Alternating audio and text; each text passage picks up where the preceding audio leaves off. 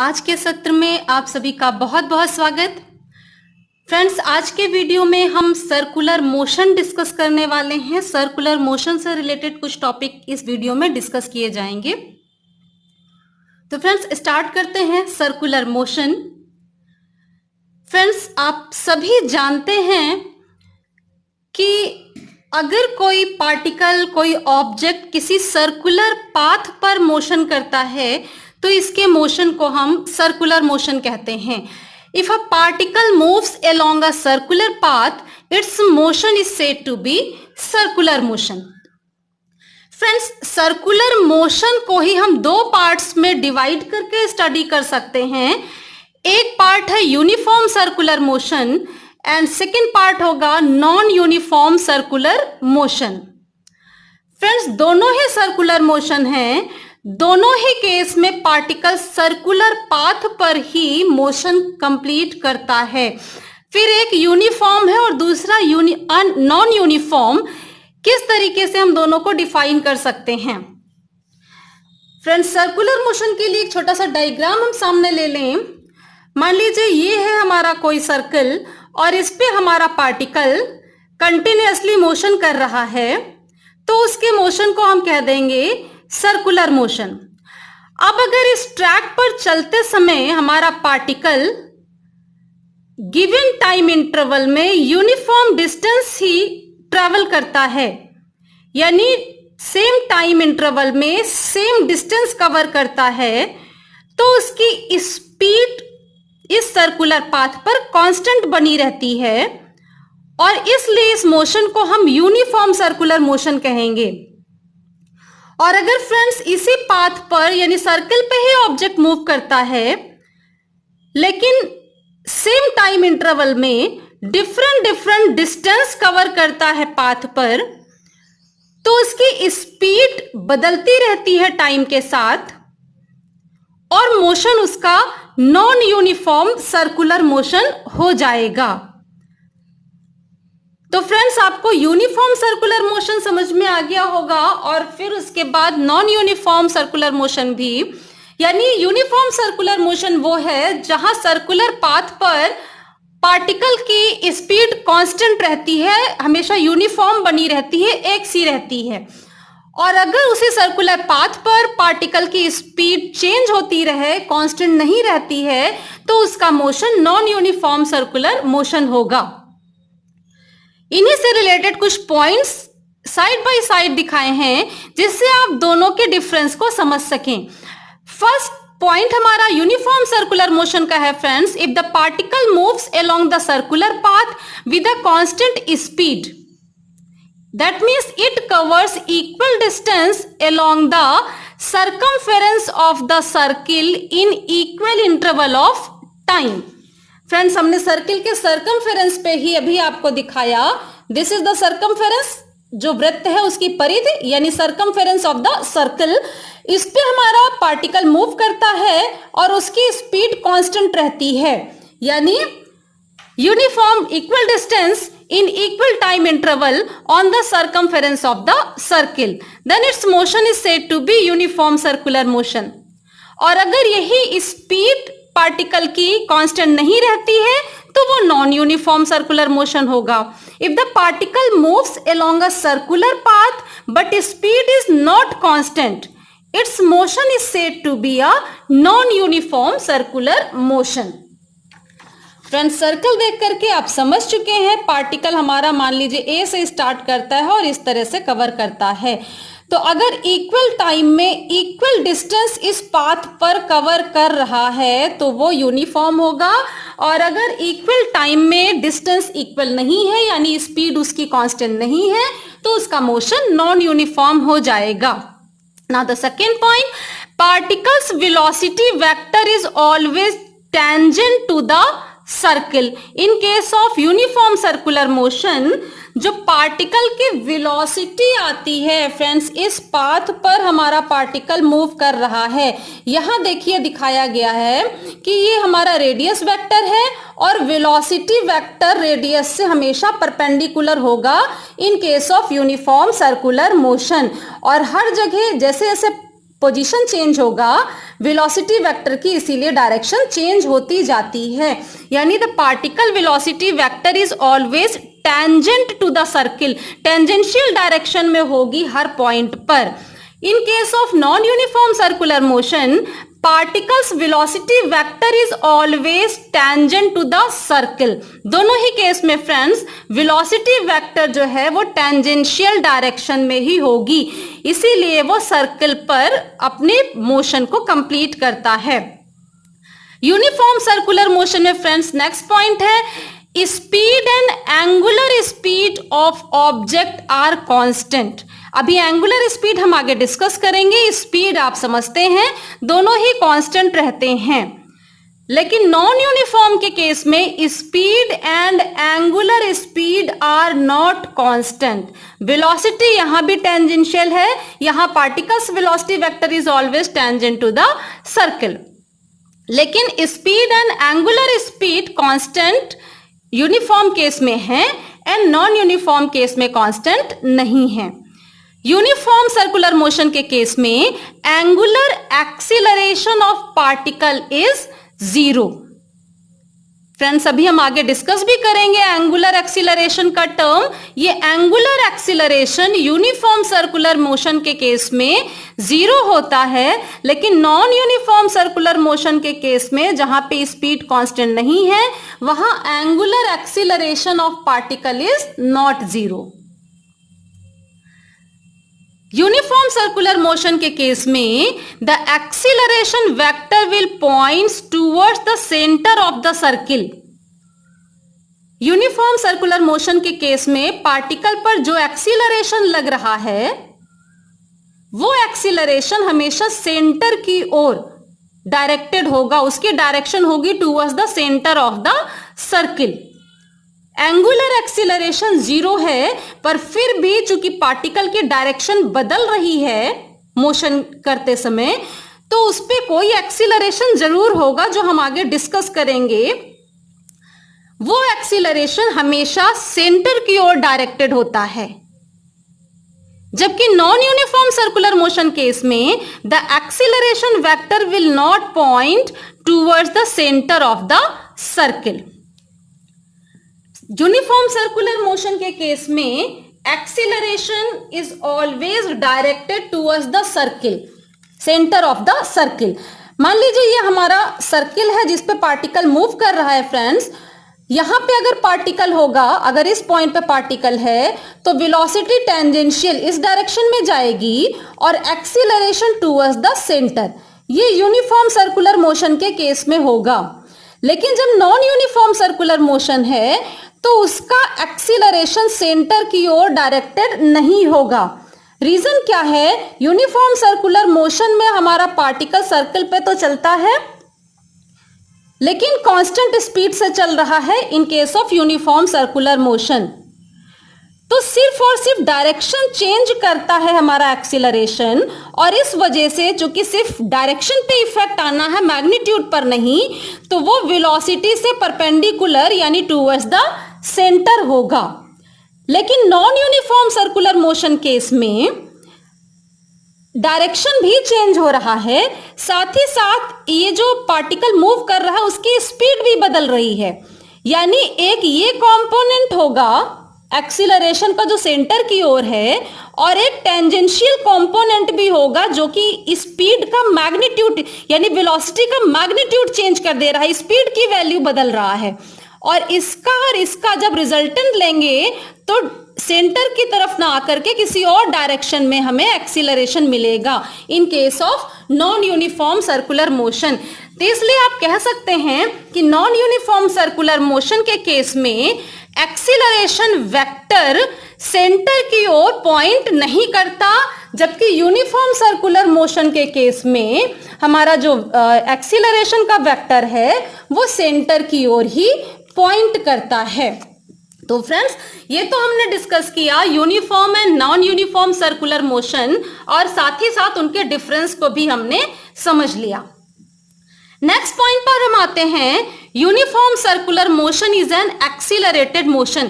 कई बार friends exam में question कर दिया जाता है कि जब हम कह रहे हैं यूनिफॉर्म सर्कुलर मोशन, यानी हमने कहा कि जब सर्कुलर पाथ पर हमारा कोई पार्टिकल मूव कर रहा है और उसकी स्पीड कांस्टेंट है, तो ये यूनिफॉर्म सर्कुलर मोशन है। फिर हम क्यों कह रहे हैं कि इसमें एक एक्सीलरेशन है जो कि सेंटर की ओर पॉइंट कर रहा है, जिसकी डायरेक्शन टूवर्ड्स द सेंटर है इन case of uniform circular motion. तो फ्रेंड्स यहां आपको अभी तक इतना क्लियर हो गया कि हमारा पार्टिकल सर्कुलर पाथ पर ही चलता है, और सर्कुलर पाथ पर चलते समय जिस भी पोजीशन पर पार्टिकल जाता है उस पोजीशन पर जो टेंजेंट की डायरेक्शन है, जो स्पर्शज्या है, वो डायरेक्शन वेलोसिटी की डायरेक्शन को शो करती है। तो फ्रेंड्स यहां देखिए, वेलोसिटी की डायरेक्शन लगातार बदल रही है, लेकिन यूनिफॉर्म सर्कुलर मोशन में speed of the particle constant है, उसका जो चाल है वो स्थिर है। इस वजह से वेलोसिटी का मैग्नीट्यूड तो कांस्टेंट है, सिर्फ वेलोसिटी की डायरेक्शन बदल रही है। लेकिन वेलोसिटी कंप्लीट होता है मैग्नीट्यूड प्लस डायरेक्शन से, यानी हम यहां क्या कहेंगे, इन case of uniform circular motion velocity speed is constant but velocity is changing. और एक्सीलरेशन को हम कैसे एक्सप्लेन करते हैं friends, acceleration is time rate of change of velocity. चूंकि डायरेक्शन चेंज हो रही है वेलोसिटी की, यानी यहां हम कहेंगे वेलोसिटी चेंजिंग, और जब वेलोसिटी चेंज हो रही है तो इसका मतलब एक्सीलरेशन भी प्रेजेंट होगा।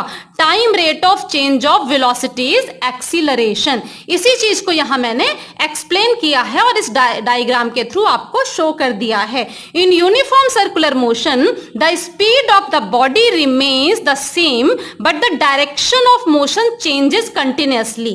So the velocity of the body changes continuously due to continuous change in the direction of motion.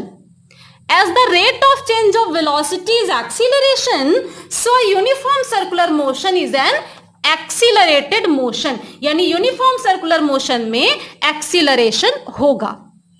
अब फ्रेंड्स सर्कुलर मोशन से रिलेटेड कुछ इंपॉर्टेंट टर्म्स हम देख लेते हैं जिन पे बेस्ड क्वेश्चन कई बार किए जाते हैं। The first term is angular displacement. Friends ये डायग्राम आप देख लीजिए, हमारा पार्टिकल P नॉट पे इनिशियली है, रेडियस जो हमने यहां ज्वाइन किया OP नॉट, और फाइनली वो B तक ट्रेवल करता है, यानी P नॉट से चला A तक गया। A को अगर इनिशियल पोजीशन कह दें तो हम कह रहे हैं A से B तक गया।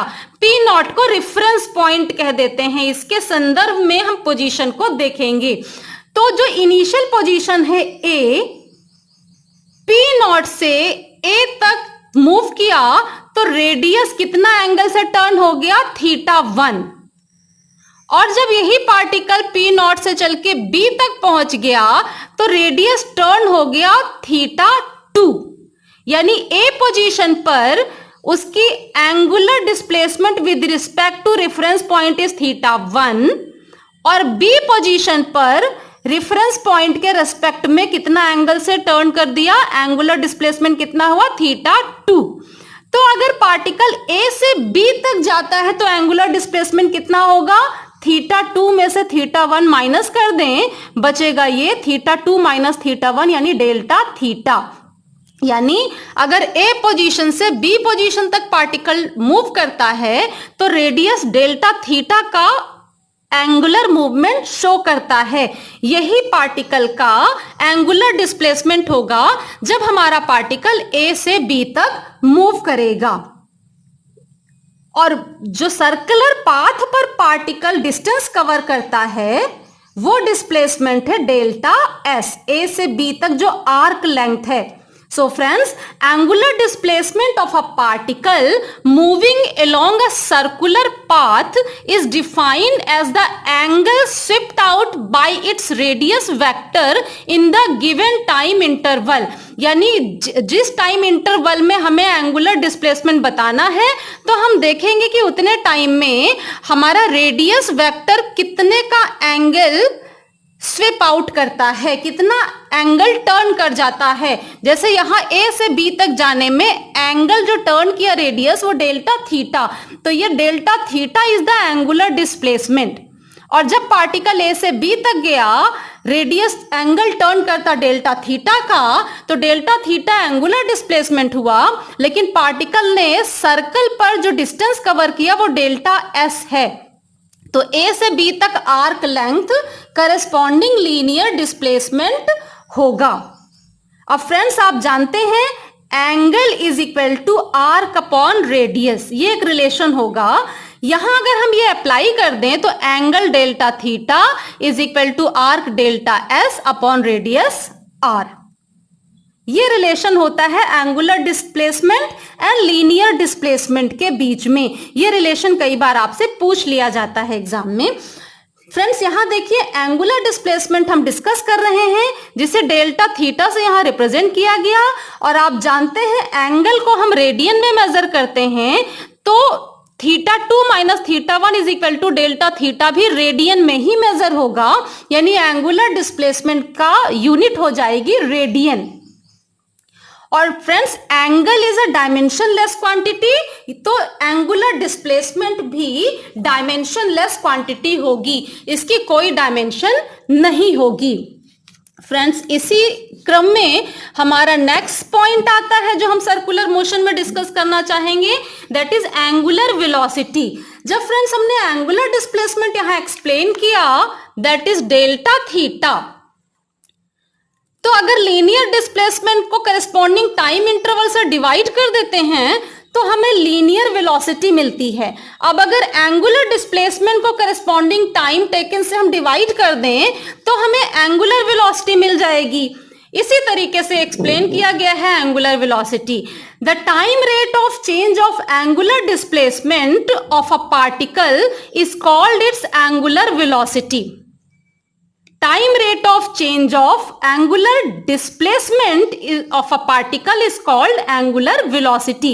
यानी angular displacement को time से divide कर दें तो angular velocity आ जाएगी। फ्रेंड्स इसे हम ओमेगा से डिनोट करते हैं, and unit of angular displacement delta theta is radian and unit of time is second. Hence the unit of angular velocity omega will be radian per second. Radian per second is the unit for the angular velocity. Omega के ऊपर हमने एक बार लगाया हुआ है। जैसे ही बार लगा देते हैं ये एवरेज एंगुलर वेलोसिटी को शो करता है। Average angular velocity means total angular displacement divided by total time interval. This is the average angular velocity.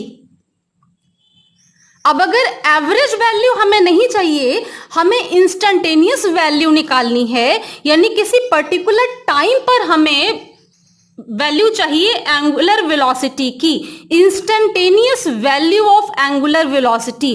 तो ये डेल्टा टी को वेरी वेरी स्मॉल करना होगा, क्योंकि डेल्टा टी जितना स्मॉल होता जाएगा, इस डायग्राम से आपको क्लियर हो जाएगा। स्टार्टिंग पॉइंट ए है, फाइनल पॉइंट है बी। हमारा पार्टिकल ए से बी की ओर मूव करता है तो वो एंगल टर्न होता है डेल्टा थीटा। टाइम टेकन हुआ डेल्टा टी। अब अगर डेल्टा टी वेरी स्मॉल कर दें, जितना डेल्टा टी स्मॉल होता जाएगा उतना ही बी ए के पास आता जाएगा, क्लोज होता जाएगा। अगर हम कह दें डेल्टा टी टेंडिंग टू 0 तो बी एंड ए ओवरलैप कर जाएंगे। दैट मीन्स हमें angular velocity omega is equal to delta theta upon delta T इसी ए पॉइंट पर वेलोसिटी दे देगी। जैसे ही बी और ए ओवरलैप करेंगे हमें ए पोजीशन पर वेलोसिटी मिल जाएगी। अब यहाँ ये कंफ्यूजन हो सकता है कि हम ये delta T is equal to 0 रखें तो ये इनफाइनाइट वैल्यू आ जाएगी। फ्रेंड्स हमें 0 रखना नहीं है, हमें लिमिट लगाना है, limit 0। Limit delta T tending to 0 का मीनिंग क्या हुआ? This delta T is very very small, very close to 0 but it is not exactly 0. time interval delta t is very very close to 0 but it is not exactly 0, क्योंकि अगर exact 0 कर देंगे तो हमारी angular velocity infinite हो जाएगी। हमें इसे इनफाइनाइट नहीं करना है, हमें ए पोजीशन पर यानी इंस्टेंटेनियस पोजीशन पर इसकी वैल्यू कैलकुलेट करनी है। तो हम यहां लिमिट लगा देंगे, limit delta T tending to 0 means time interval is very very close to 0 but it is not 0। जैसे ही ये करेंगे हमें मिल जाती है instantaneous value of angular velocity, जिसे हम ओमेगा से रिप्रेजेंट करते हैं, उसके ऊपर का बार हटा देंगे और ये dt, इसे हम डायरेक्टली कह देते हैं value of angular velocity. Friends, next term हमारा आता है time period. In case of circular motion आप सीधे से कह सकते हैं कि वो टाइम जिसमें हमारा पार्टिकल पूरा एक सरकमफेरेंस मूव करने में जो टाइम लेगा वही उसका टाइम पीरियड होगा, यानी 1 रिवॉल्यूशन को जो टाइम है that is the time period. The time taken by a particle to complete 1 revolution along its circular path is called its period of revolution or time period. The time taken by a particle to complete 1 revolution, यानी एक पूरा चक्कर complete करने में जो time लेता है along its circular path is called its period of revolution or time period, and this time period is denoted by capital T and it is measured in the unit second में हम time period को major करते हैं। Next term friends frequency का है। आप जानते हैं टाइम पीरियड क्या हुआ कि 1 रिवॉल्यूशन कंप्लीट करने में जो टाइम लगा वो टाइम पीरियड है। अब अगर हम कहें कि यूनिट टाइम, अगर second is the unit of time जो हम यहां ले रहे हैं, तो 1 सेकेंड में पार्टिकल कितना कंप्लीट करेगा रिवॉल्यूशन, वो हो जाएगी फ्रीक्वेंसी। फ्रीक्वेंसी क्या है friends? Number of revolutions per unit time is called the frequency. Time period is denoted by capital T but the frequency is denoted by symbol new. ये जो symbol बना हुआ है फ्रेंड्स, इसको हम पढ़ेंगे सिंबल न्यू, और इस न्यू से हम फ्रीक्वेंसी को डिनोट करते हैं। Frequency is denoted by new, और इसका अगर हम टाइम पीरियड के साथ रिलेशन निकालें तो न्यू इज इक्वल टू आएगा 1/t, क्योंकि यूनिट टाइम में कितना रिवॉल्यूशन हमारा पार्टिकल कंप्लीट करता है वो नंबर ऑफ रिवॉल्यूशंस होते हैं फ्रीक्वेंसी, जिसे न्यू से रिप्रेजेंट करते हैं, और new is equal to 1/t होगा। t की यूनिट है सेकेंड, तो न्यू की यूनिट 1/सेकेंड होगा। Nu is equal to 1/t, t की यूनिट हो गई सेकेंड, यानी न्यू की यूनिट 1/सेकेंड, दैट इज सेकेंड इनवर्स। यहीं से फ्रेंड्स हम ओमेगा, न्यू एंड टी यानी एंगुलर वेलोसिटी जो अभी ऊपर एक्सप्लेन किया, frequency nu and time period T, इन तीनों के बीच हम रिलेशन निकाल सकते हैं। आप जानते हैं भी angular velocity is equal to angular displacement upon corresponding time taken. Angular velocity को आप ओमेगा से रिप्रेजेंट करते हैं, एंगुलर डिस्प्लेसमेंट अगर थीटा है और टाइम है टी। अब अगर यहां से देखिए हमारा जो पार्टिकल ए पोजीशन से चलता है और वापस लौट करके एक राउंड कंप्लीट करके ए पर वापस आ जाए, तो यही एंगुलर डिस्प्लेसमेंट हो जाएगा 360 डिग्री यानी 2 पाई, और 1 रिवॉल्यूशन कंप्लीट करने में जो टाइम लगा दैट इज कैपिटल टी यानी टाइम पीरियड। तो अगर हमारा एंगुलर डिस्प्लेसमेंट 2 पाई हो गया 360 डिग्री, तो टाइम टेकन हो जाएगा कैपिटल टी यानी टाइम पीरियड, और ये वैल्यू अगर इस फॉर्मूले में सब्स्टिट्यूट कर दें then omega is equal to 2 pi by capital T. This is the relation between the omega, the angular velocity, and time period capital T. और अभी आपको बताया frequency nu is equal to 1/t, तो अगर इसमें हम देखें 2 पाई इंटू 1/t है, 1/t को आप न्यू लिख सकते हैं, then omega is equal to 2 pi nu. इस तरह से हमें omega is equal to 2 pi by T, omega और टी का रिलेशन देता है। Omega is equal to 2 pi nu, ये हमें ओमेगा और न्यू का रिलेशन देता है। इसी तरह से 2 pi by T is equal to 2 pi nu है, 2 पाई कैंसिल कर दीजिए तो nu is equal to 1 upon T. ये हमें फ्रीक्वेंसी और टाइम पीरियड का रिलेशन दे देता है। तो फ्रेंड्स, एंगुलर वेलोसिटी अगर आपको क्लियर हो गई है, लीनियर वेलोसिटी आप पहले से जानते हैं, तो अगला आपको एक प्रॉब्लम दी जा सकती है सॉल्व करने के लिए, relation between the linear velocity and angular velocity. बहुत सिंपल है, जितना अभी तक आपने देखा उसी में हम आगे चलते हैं। हमारा सर्कुलर मोशन कर रहा है पार्टिकल, जो कि ए पोजीशन से बी पोजीशन तक जाता है, और जब ए से बी तक जाता है तो उसे टाइम लगता है डेल्टा टी। एंगुलर डिस्प्लेसमेंट हो जाएगा डेल्टा थीटा, क्योंकि ये रेडियस जो एंगल स्वीप आउट कर रहा है that is delta theta. Particle जो सर्कल पे डिस्टेंस कवर करता है यानी डेल्टा एस, ये हमारा लीनियर डिस्प्लेसमेंट हुआ delta S, angular displacement delta theta हो गया। पार्टिकल ए से बी तक जाने में टाइम लेता है डेल्टा टी, यानी एंगुलर डिस्प्लेसमेंट डेल्टा थीटा जितने टाइम में हुआ वो टाइम है डेल्टा टी। लीनियर डिस्प्लेसमेंट जो कि करस्पॉन्डिंग है वो कितने टाइम में हुआ, डेल्टा टी। अब इन्हीं जानकारी से हम लीनियर वेलोसिटी और एंगुलर वेलोसिटी का रिलेशन बड़े आसानी से निकाल सकते हैं। फ्रेंड्स, आपको मालूम है एंगुलर डिस्प्लेसमेंट और लीनियर डिस्प्लेसमेंट का रिलेशन हम angle is equal to arc upon radius से अभी पहले भी निकाल चुके हैं, इसी को यहां अप्लाई करना है। यानी delta theta angular displacement, delta theta is equal to delta S जो कि आर्क लेंथ है अपॉन रेडियस आर। अगर इस रिलेशन को both side corresponding time interval delta T से डिवाइड कर दें तो रिलेशन कन्वर्ट हो जाता है delta theta upon delta T is equal to 1 upon R delta S upon delta T.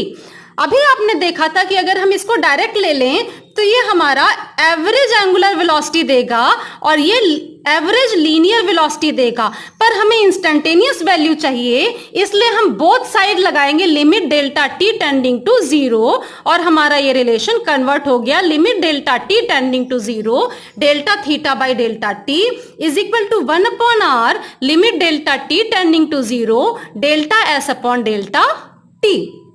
और इसको आपने डायरेक्टली लिख लिया D theta upon D T that is the instantaneous angular velocity, और ये टर्म आपका लिख जाता है d s upon D t यानी instantaneous linear velocity.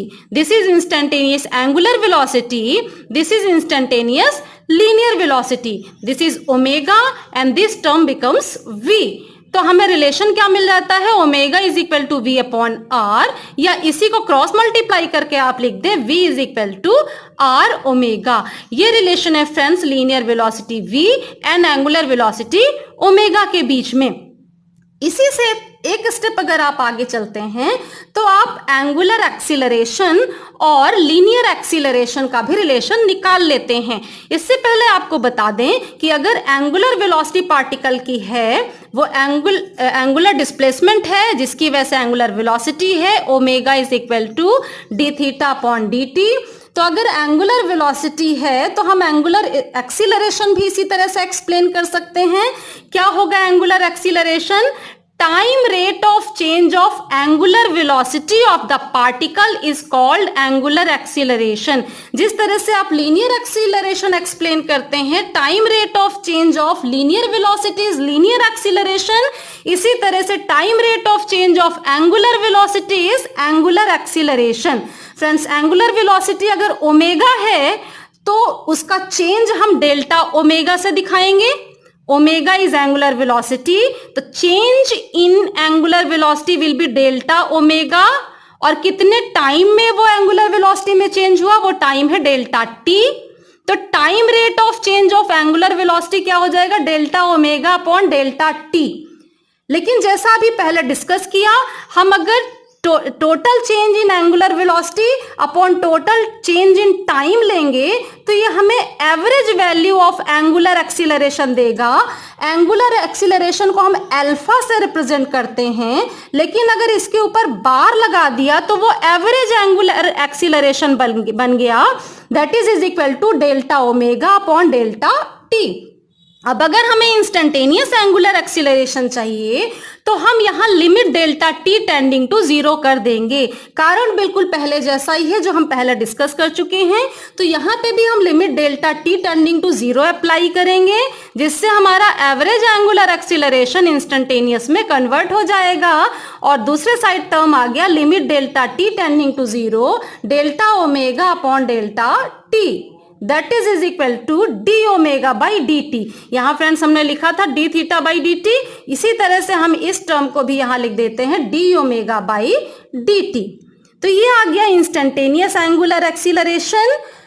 Angular velocity हमने निकाला ओमेगा, जिसकी यूनिट होगी रेडियन पर सेकेंड, और एक्सीलरेशन है rate of change of angular velocity, तो रेडियन पर सेकेंड अपॉन सेकेंड। तो इसकी यूनिट क्या हो जाएगी एंगुलर एक्सीलरेशन की? रेडियन पर सेकेंड स्क्वायर, रेडियन पर सेकेंड स्क्वायर, यानी रेडियन अपॉन सेकेंड स्क्वायर। यहां फ्रेंड्स लीनियर एक्सीलरेशन और एंगुलर एक्सीलरेशन का रिलेशन निकालना भी बहुत आसान है। सबसे पहले तो यही प्रोसेस करना है, हमें लीनियर वेलोसिटी और एंगुलर वेलोसिटी का रिलेशन निकालना है, v is equal to R omega, और फिर इसी रिलेशन को बोथ साइड टाइम के रिस्पेक्ट में डिफरेंशिएट कर दें तो लेफ्ट साइड हो जाएगा D omega by D T और राइट साइड हो जाएगा D by D T R omega. लेकिन आर रेडियस है जो कि टाइम के साथ चेंज नहीं होता, इसलिए आर को डिफरेंशिएशन से हम बाहर ले लेंगे। हमारे पास रिलेशन हो जाएगा dv by D T is equal to R D omega by D T. ये dv by D T is linear acceleration a and d omega by D T is angular acceleration alpha, इसलिए हमें relation मिल गया a is equal to R alpha. तो friends ये दो तरीके की प्रॉब्लम एग्जाम में दी जाती है, relation between the linear velocity and angular velocity and relation between the linear acceleration and angular acceleration. और इस तरीके से आप ये दोनों रिलेशन निकाल सकते हैं। आगे की वीडियो में हम सेंटीपिटल एक्सीलरेशन का मैग्नीट्यूड एंड डायरेक्शन निकालेंगे। तो फ्रेंड्स आगे की जानकारी के लिए आगे की वीडियोस देखते रहिए। अगर ये वीडियो आपको पसंद आ रहा है और आपके लिए हेल्पफुल है तो इसे लाइक करना एंड सब्सक्राइब करना ना भूलें। तब तक के लिए थैंक यू।